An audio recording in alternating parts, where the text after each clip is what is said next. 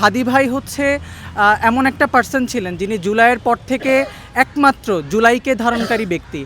কিছু মিশ্রিত আছে, পাশাপাশি কিছু বিপ্লবের কথাও মিশ্রিত আছে এবং একটা বড় ধাক্কাও কিন্তু মিশ্রিত আছে।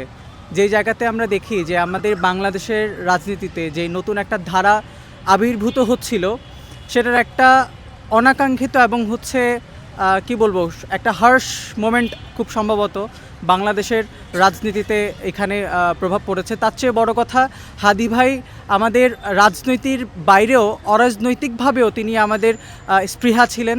তিনি হচ্ছে অন্যায়ের বিরুদ্ধে প্রতিবাদী ছিলেন। তিনি হচ্ছে সত্যকে নির্দ্বিধায় বলার জন্য যেই একটা কি বলে সাহস দরকার, সেটার যোগান দিচ্ছিলেন এবং মনে হচ্ছিল যেন আমরা একটা নতুন বাংলাদেশে পদার্পণ করছি। যেই কথাটা বলছিলাম শুরুর দিকে, যে হাদি ভাই হচ্ছে এমন একটা পার্সন ছিলেন যিনি জুলাইয়ের পর থেকে একমাত্র জুলাইকে ধারণকারী ব্যক্তি। এই পর্যন্ত আমরা জুলাইয়ের পর থেকে যত ব্যক্তিকেই দেখেছি, কেউ কোনো না কোনোভাবে কোনো না কোনো ওয়েতে হচ্ছে তারা মিসগাইডেড হয়েছে, কিন্তু হাদি ভাই ছিলেন the one and the only যে হচ্ছে তার যে জুলাইয়ের স্পিরিট সেটার উপর অটল ছিলেন।